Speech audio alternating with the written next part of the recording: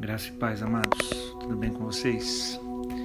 Gostaria de compartilhar uma mensagem com você que está lá na primeira carta de Pedro, capítulo 4, versículo 16, que diz assim: mas se padece como cristão, não se envergonhe, antes glorifique a Deus nessa parte. Eu incentivo você a refletir sobre essa primeira carta de Pedro, desde o capítulo 1 até o capítulo 5.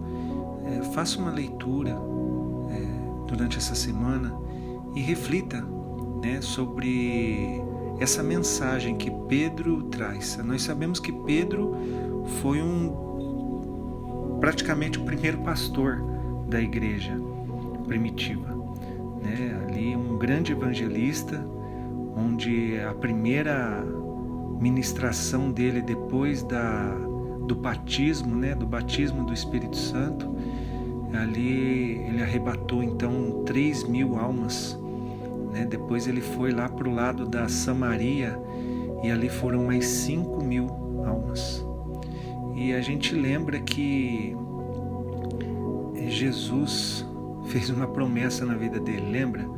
No início: olha, Pedro, você é pescador de peixes, mas eu vou te transformar em pescador de homens. Então aquilo que Jesus promete, ele cumpre.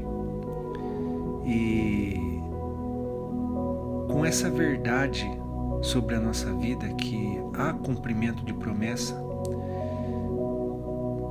nós precisamos entender que como cristãos nós não podemos nos contaminar.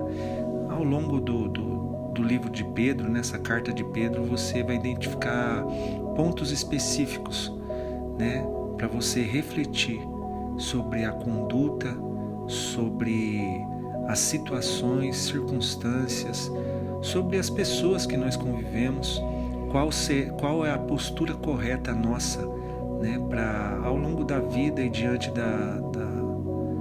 das atividades do nosso cotidiano, dentro da nossa casa.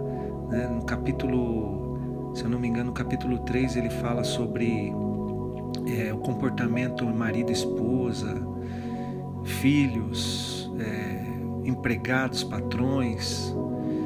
Mas nós vivemos hoje, infelizmente, existem correntes cristãs que enfatizam muito a prosperidade financeira, dando a entender que o cristão, depois de convertido, ele não vai passar por dificuldades. Isso é uma grande mentira, a gente sabe, porque Jesus disse: no mundo tereis aflições, mas que a gente viesse ter bom ânimo, porque ele venceu o mundo.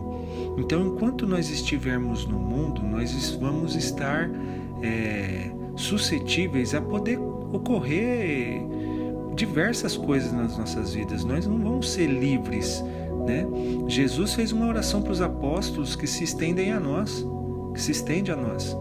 quando ele disse: olha, eu não quero que o Senhor retire eles do mundo, eu só quero que o Senhor proteja-os, guarde-os, instrua-os, auxilie-os, para que eles possam viver a experiência. Resumidamente, é isso que a gente precisa viver, a experiência ao qual nós fomos colocados nessa terra, para nós vivermos para um plano superior depois, que não é aqui, mas é num plano onde Deus fez. Há muitas moradas, não tem? Então nós vamos viver nas muitas moradas de Deus, não mais aqui, mas nós estamos vivendo essa experiência. Que você possa compreender que, independente do que falem de você, te ridicularizem, que apontem o dedo para você porque você é cristão, porque uns vão dizer é lavagem cerebral, outros vão dizer que é um conto de fadas, vão dizer que é robozinho, muitas coisas vão dizer sobre você quando você apresentar um comportamento da cultura do céu. Quando nós apresentamos esse comportamento, muitas pessoas vão se incomodar, muitas pessoas vão falar. Como um dia eu falei, quando eu não estava na presença de Deus, eu era ignorante, achava que era cristão, mas era ignorante. Mas aprove Deus nos encontrar e trazer a verdade. E essa verdade ela tem que se estender não só da nossa boca para fora, né? Mas principalmente que o que sai da boca para fora seja a externação do que realmente há dentro de nós. Se nós falamos da cultura do céu, nós precisamos viver internamente a cultura do céu. E uma delas é aguentar o tranco, né? Suportar. Nós precisamos não nos envergonhar do Evangelho que foi proposto para que nós venhamos a compartilhar com as pessoas, que nós não venhamos a cessar de compartilhar. Em algum momento nós vamos ser ridicularizados quando nós falarmos de Cristo, mas persista, continue, né? Não deixe pessoas que não compreendem, né, te bloquearem, te pararem. Muito pelo contrário, Jesus disse que para os discípulos, quando eles foram de cidade em cidade, né, de 2 em 2, ele disse: olha, se alguma cidade, alguém não aceitar vocês saiam daquela cidade e sacudam a poeira das suas sandálias, para que nem a poeira possa ser levada. Então não leve com você nada, né? Se você não for aceito, a palavra, a mensagem que você vai estar trazendo, se ela for ridicularizada, não leve nem a poeira desse lugar, né? Muito menos sentimentos, né? Mas sim a oração, né? Por aqueles que não compreendem, porque nós podemos dizer: Pai, perdoa, porque eles não sabem o que dizem, ou não sabem o que fazem.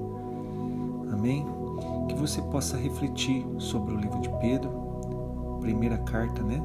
Fica aí uma dica, uma lição de casa pra gente, a gente refletir e compartilhar com as pessoas que a gente conhece, os princípios, né? A gente precisa pregar a palavra, mas nós podemos compartilhar os princípios, vivê-los e compartilhar, para que nós possamos florir esse mundo, né, do Evangelho e alcançar mais vidas para Jesus. Fique com Deus e até mais.